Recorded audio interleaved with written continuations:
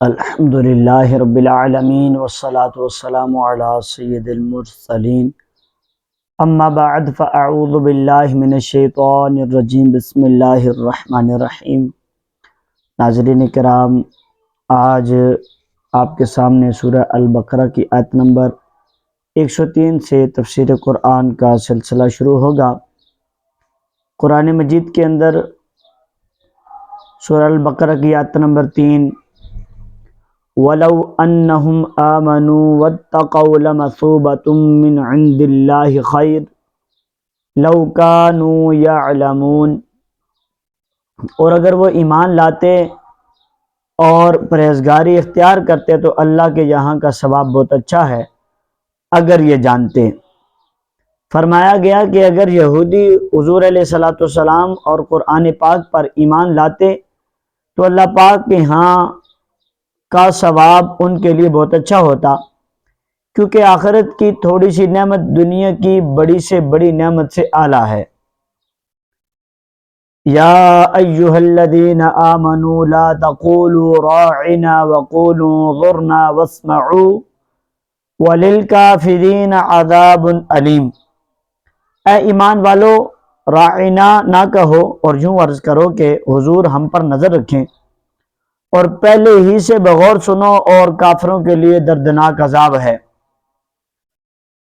اب لا تقولوا راعنا، راعنا نہ کہو، شان نزول کیا ہے کہ جب حضور اقدس صلی اللہ علیہ وسلم صحابہ کرام کو کچھ تعلیم و تلقین فرماتے تو کبھی کبھی درمیان میں عرض کیا کرتے صحابہ کرام، راعنا یا رسول اللہ۔ اس کے معنی یہ تھا کہ یا رسول اللہ ہمارے حال کی رعایت فرمائیے، یعنی کلام اقدس کو اچھی طرح سمجھ لینے کا موقع دیجیے۔ یہودیوں کی لغت میں یہ کلمہ راعنا بے ادبی کا معنی رکھتا تھا اور انہوں نے اسی بری نیت سے کہنا شروع کر دیا۔ حضرت سعد بن معاذ رضی اللہ عنہ یہودیوں کی اصطلاح سے واقف تھے۔ آپ نے ایک روز یہ کلمہ ان کی زبان سے سن کر فرمایا، اے دشمنان خدا، تم پر اللہ کی لعنت، اگر میں نے اب کسی کی زبان سے یہ کلمہ سنا تو میں اس کی گردن اڑا دوں گا۔ یہودیوں نے کہا، ہم پر تو آپ برہم ہوتے ہیں، جبکہ مسلمان بھی تو یہی کہتے ہیں راعنا۔ اس پر آپ رنجیدہ ہو کر حضور علیہ السلام کی خدمت میں حاضر ہوئے تھے کہ یہ آیت نازل ہوئی جس میں راعنا کہنے کی ممانعت فرما دی گئی کہ یعنی اے صحابہ، تم راعنا نہ کہو بلکہ آپ کیا کہو، انظرنا، یعنی کہ پھر انظرنا کہنے کا حکم ہوا۔ اب یہاں سے اس آیت کی جو خاصیت ایک یہ بھی معلوم ہوئی کہ انبیاء کرام کی تعظیم و توقیر اور ان کی جناب میں ادب کا لحاظ کرنا فرض ہے، اور جس کلمہ میں ترک ادب کا معمولی سا بھی اندیشہ ہو وہ زبان پر لانا ممنوع ہے۔ ایسے الفاظ کے بارے میں حکم شرعی یہ ہے کہ جس لفظ کے دو معنی ہوں، ایک اچھا معنی ہو اور ایک برا، لفظ بولنے میں اس برے معنی کی طرف بھی ذہن جاتا ہو تو وہ بھی اللہ پاک اور حضور علیہ السلام کے لیے استعمال نہ کیے جائیں۔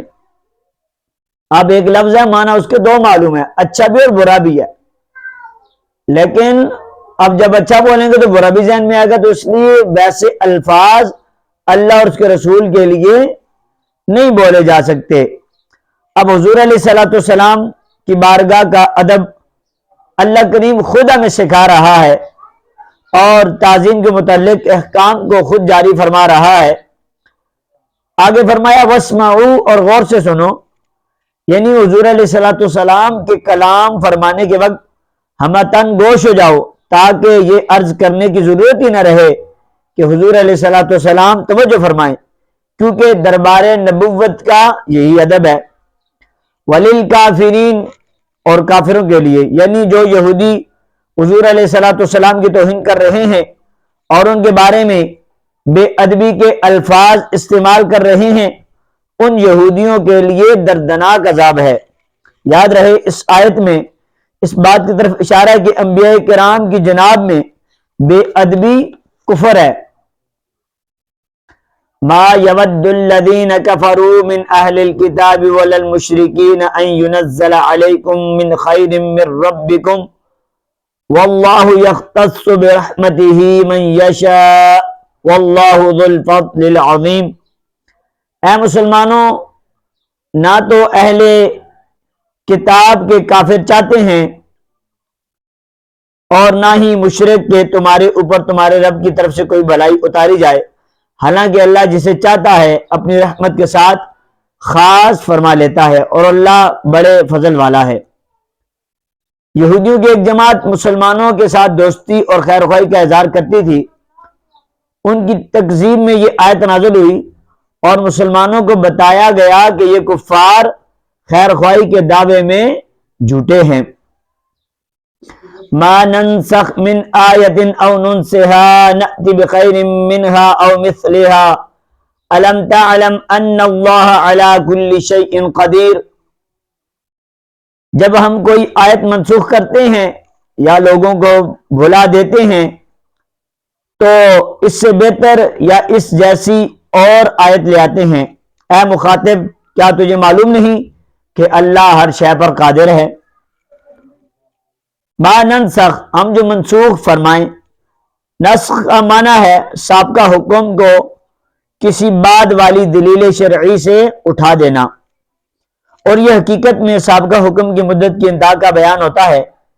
اس آیت کا شأن نزول یہ ہے کہ قرآن کریم نے گزشتہ شریعتوں اور کتابوں کو منسوخ فرمایا تو کفار کو بڑی وحشت ہوئی اور انہوں نے اس پر اعتراض کیے۔ اس پر یہ آیت نازل ہوئی اور بتایا گیا کہ منسوخ بھی اللہ پاک کی طرف سے ہے اور ناسخ بھی، دونوں عین حکمت ہیں، اور ناسخ کبھی منسوخ سے زیادہ آسان اور نفع بخش ہوتا ہے۔ لہذا قدرت الہی پر یقین رکھنے والے کو اس میں تردد کی کوئی گنجائش نہیں۔ کائنات میں مشاہدہ کیا جاتا ہے کہ اللہ پاک دن سے رات کو، گرما سے سرما کو، جوانی سے بچپن کو، بیماری سے تندرستی کو، بہار سے خزاں کو منسوخ فرماتا ہے۔ یہ تمام نسخ و تبدیل اس کی قدرت کے دلائل ہیں، تو ایک آیت اور ایک حکم کے منسوخ ہونے میں کیا تعجب؟ نسخ حقیقت میں سابقہ حکم کی مدت کا بیان ہوتا ہے کہ وہ حکم اس مدت کے لیے تھا اور اب وہ مدت پوری ہو گئی، صرف یہ تھا کہ ہمیں وہ مدت معلوم نہ تھی اور ناسخ کے آنے سے معلوم ہو گئی۔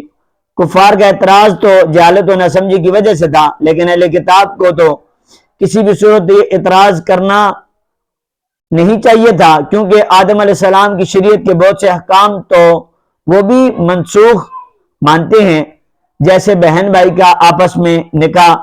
یوں ہی یہودیوں سے پہلے ہفتے کے دن دنیاوی کام حرام نہ تھے، ان پر حرام ہوئے۔ نیز توریت میں حضرت نوح علیہ السلام کی امت کے لیے تمام جانور حلال تھے، جبکہ موسیٰ علیہ السلام پر بہت سے حرام کر دیے گئے۔ ان تمام چیزوں کے ہوتے ہوئے نسخ کا انکار کس طرح ممکن ہے؟ اب نسخ کے جو چند احکام ہیں، جس طرح کوئی آیت دوسری آیت سے منسوخ ہوتی ہے، اسی طرح حدیث متواتر سے بھی آیت منسوخ ہوتی ہے۔ کبھی صرف تلاوت منسوخ ہوتی ہے اور کبھی صرف حکم منسوخ ہوتا ہے، اور کبھی تلاوت و حکم دونوں منسوخ ہوتے ہیں۔ بیکی شریف میں ایک انصاری صحابی رات کو تہجد کے لیے اٹھے اور سورہ فاتحہ کے بعد جو سورت ہمیشہ پڑھا کرتے تھے اس کو پڑھنا چاہا، لیکن وہ بالکل یاد نہ آئی اور سوائے بسم اللہ کے کچھ نہ پڑھ سکے۔ صبح کو دوسرے صحاب سے اس کا ذکر کیا تو ان حضرات نے فرمایا ہمارا بھی یہی حال ہے، وہ سورت ہمیں بھی یاد تھی اور اب ہمارے حافظہ میں بھی نہ رہی۔ سب نے حضور علیہ السلام کی بارگاہ میں واقعہ عرض کیا تو حضور علیہ السلام نے فرمایا آج رات وہ سورت اٹھا لی گئی، اس کے تلاوت و حکم دونوں منسوخ ہو گئے، جن کاغذوں پر لکھی گئی تھی ان پر نقش تک باقی نہ رہے۔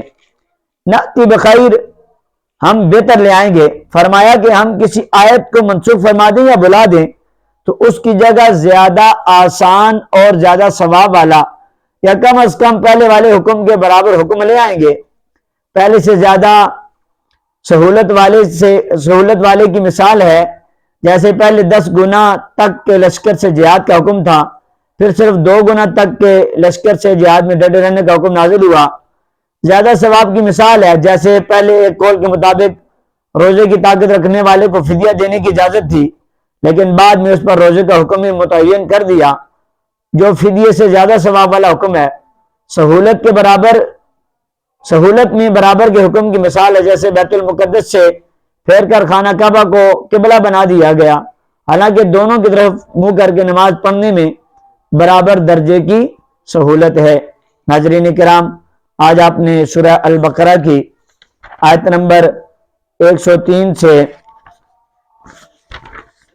106 تک کی تفسیر سماعت فرمائی. اگلی ویڈیو میں اگلی آیات کی تفسیر کے ساتھ پھر آپ کے سامنے حاضر ہوں گا. تب تک اجازت. السلام علیکم ورحمۃ اللہ.